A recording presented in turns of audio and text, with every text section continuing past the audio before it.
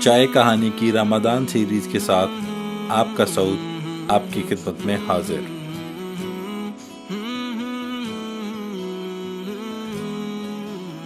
سیرت خاتم الانبیاء حضرت محمد مصطفیٰ صلی اللہ علیہ وآلہ وسلم، چیپٹر 3، ماہ نبوت طلوع ہوا۔ حضرت ابن عباس رضی اللہ تعالیٰ عنہ کہتے ہیں کہ حضور نبی کریم صلی اللہ علیہ وآلہ وسلم اس دنیا میں تشریف لائے تو آپ کی انول نال کٹی ہوئی تھی۔ آپ ختنہ شدہ پیدا ہوئے۔ عبد المطلب یہ دیکھ کر بے حد حیران ہوئے اور خوش بھی۔ وہ کہا کرتے تھے میرا بیٹا نرالی شان کا ہوگا۔ آپ کی پیدائش سے پہلے مکہ کے لوگ خشک سالی اور قحط کا شکار تھے، لیکن جو ہی آپ کے دنیا میں تشریف لانے کا وقت قریب آیا، بارشیں شروع ہو گئیں، خشک سالی دور ہو گئی، درخت ہرے بھرے ہو گئے اور پھلوں سے لد گئے، زمین پر سبزہ ہی سبزہ نظر آنے لگا۔ پیدائش کے وقت آپ اپنے ہاتھوں پر جھکے ہوئے تھے، سر آسمان کی طرف تھا۔ ایک روایت کے الفاظ یہ ہیں کہ گھٹنوں کے بل جھکے ہوئے تھے، مطلب یہ کہ سجدے کی اسی حالت میں تھے۔ آپ کی مٹھی بند تھی اور شہادت کی انگلی اٹھی ہوئی تھی، جیسا کہ ہم نماز میں اٹھاتے ہیں۔ حضور انور صلی اللہ علیہ وآلہ وسلم فرماتے ہیں جب میری والدہ نے مجھے جنم دیا تو ان سے ایک نور نکلا، اس نور سے شام کے محلات جگمگا اٹھے۔ آپ صلی اللہ علیہ وآلہ وسلم کی والدہ سیدہ آمنہ فرماتی ہیں محمد صلی اللہ علیہ وآلہ وسلم کی پیدائش کے وقت ظاہر ہونے والے نور کی روشنی میں مجھے بصرہ میں چلنے والی اونٹنیوں کی گردنیں تک نظر آئیں۔ علامہ سہلی نے لکھا ہے جب آپ پیدا ہوئے تو آپ نے اللہ کی تعریف کی۔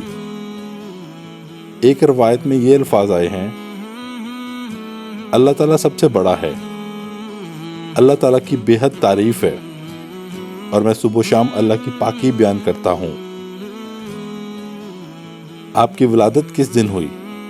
اس بات پر سب کا اتفاق ہے کہ وہ پیر کا دن تھا۔ آپ صبح فجر طلوع ہونے کے وقت دنیا میں تشریف لائے۔ تاریخ پیدائش کے سلسلے میں بہت سے قول ہیں۔ ایک روایت کے مطابق 12 ربیع الاول کو پیدا ہوئے، ایک روایت 8 ربیع الاول کی ہے، ایک روایت ہے کہ آپ 2 ربیع الاول کو پیدا ہوئے۔ اس سلسلے میں اور بھی بہت سی روایات ہیں۔ زیادہ تر مورخین کا خیال ہے کہ آپ 8 ربیع الاول کو پیدا ہوئے۔ تقویم کے طریقہ کے حساب سے جب تاریخ نکالی گئی تو 9 ربیع الاول نکلی۔ مطلب یہ کہ اس بارے میں بالکل صحیح بات کسی کو معلوم نہیں۔ اس پر سب کا اتفاق ہے کہ مہینہ ربیع الاول کا تھا اور دن پیر کا۔ یہ بھی کہا جاتا ہے کہ آپ کو پیر کے دن ہی نبوت ملی۔ پیر کے روز ہی آپ نے مدینہ منورہ کی طرف ہجرت فرمائی اور پیر کے روز ہی آپ کی وفات ہوئی۔ آپ عام الفیل میں پیدا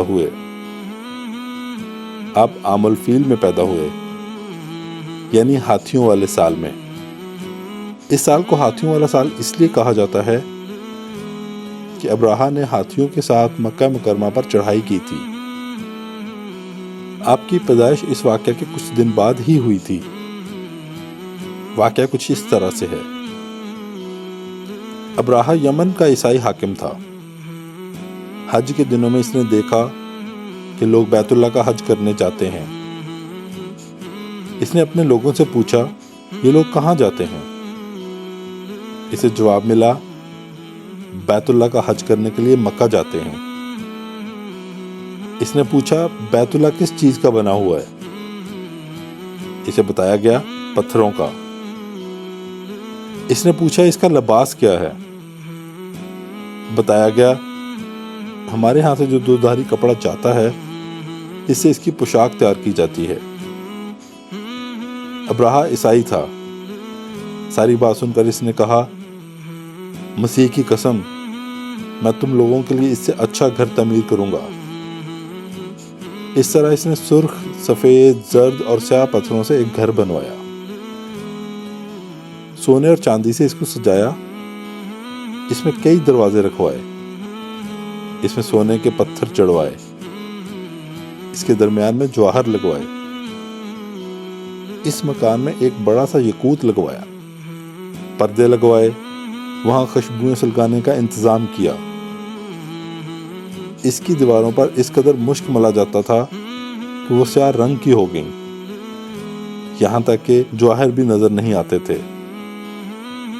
پھر لوگوں سے کہا، اب تمہیں بیت اللہ کا حج کرنے کے لیے مکہ جانے کی ضرورت نہیں رہی۔ میں نے یہیں تمہارے لیے بیت اللہ بنوا دیا ہے، لہٰذا اب تم اس کا طواف کرو۔ اس طرح کچھ قبائل کئی سال تک اس کا حج کرتے رہے، اس میں اعتکاف کرتے رہے، حج والے مناسک بھی یہیں ادا کرتے رہے۔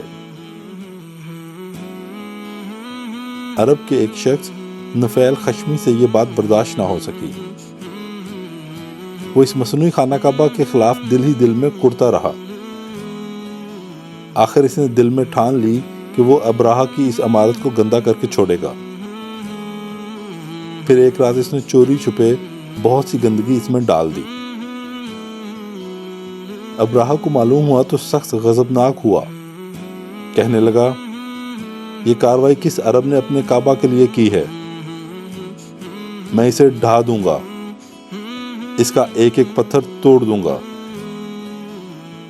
اس نے شام و حبشہ کو یہ تفصیلات لکھیں، ان سے درخواست کی کہ وہ اپنا ہاتھی بھیج دیں۔ اس ہاتھی کا نام محمود تھا۔ یہ اس قدر بڑا تھا کہ روئے زمین پر اس سے بڑا ہاتھی کسی نے نہیں دیکھا تھا۔ جب ہاتھی اس کے پاس پہنچ گیا تو اپنی فوج لے کر نکلا اور مکہ کا رخ کیا۔ یہ لشکر جب مکہ کے قریب پہنچا تو ابراہہ نے فوج کو حکم دیا، ان لوگوں کے جانور لوٹ لیے جائیں۔ اس کے حکم پر فوجیوں نے جانور پکڑ لیے۔ ان میں عبد المطلب کے اونٹ بھی تھے۔ نفیل بھی اس لشکر میں ابراہہ کے ساتھ موجود تھا اور یہ عبد المطلب کا دوست تھا۔ عبد المطلب اس سے ملے، اونٹوں کے سلسلے میں بات کی۔ نفیل نے ابراہہ سے کہا، قریش کا سردار عبد المطلب ملنا چاہتا ہے۔ یہ شخص تمام عرب کا سردار ہے، شرف اور بزرگی اسے حاصل ہے، لوگوں میں اس کا بہت بڑا اثر ہے، لوگوں کو اچھے اچھے گھوڑے دیتا ہے، انہیں عطیات دیتا ہے، کھانا کھلاتا ہے۔ یہ گویا عبد المطلب کا تعارف تھا۔ ابراہہ نے انہیں ملاقات کے لیے بلا لیا۔ ابراہہ نے ان سے پوچھا، بتائیے آپ کیا چاہتے ہیں؟ انہوں نے جواب دیا، میں چاہتا ہوں میرے اونٹ مجھے واپس مل جائیں۔ ان کی بات سن کر ابراہہ بہت حیران ہوا۔ اس نے کہا، مجھے تو بتایا گیا تھا کہ آپ عرب کے سردار ہیں، بہت عزت اور بزرگی کے مالک ہیں، لیکن لگتا ہے مجھ سے غلط بیانی کی گئی ہے، کیونکہ میرا خیال تھا آپ مجھ سے بیت اللہ کے بارے میں بات کریں گے، جس کو میں گرانے آیا ہوں،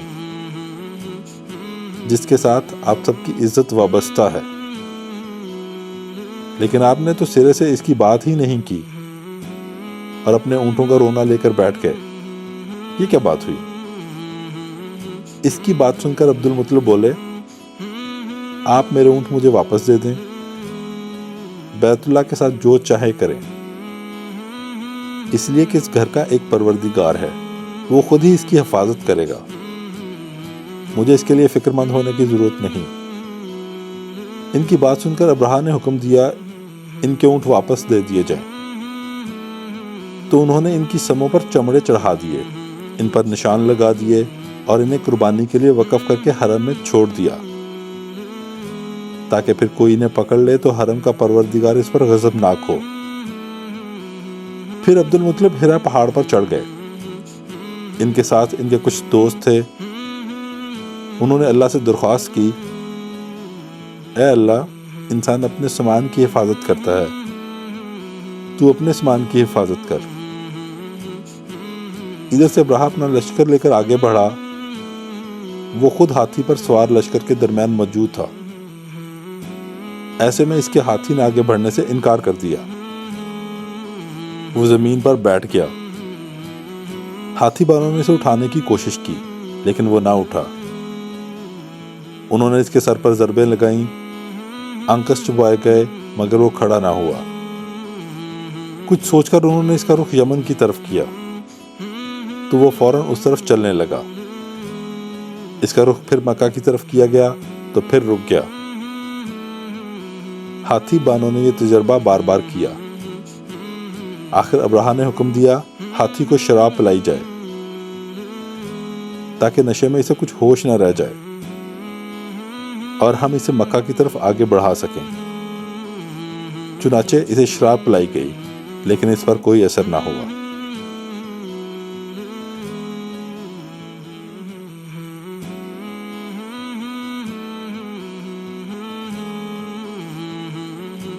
ایک چھوٹی سی کاوش آپ کے اپنے سعود کی طرف سے۔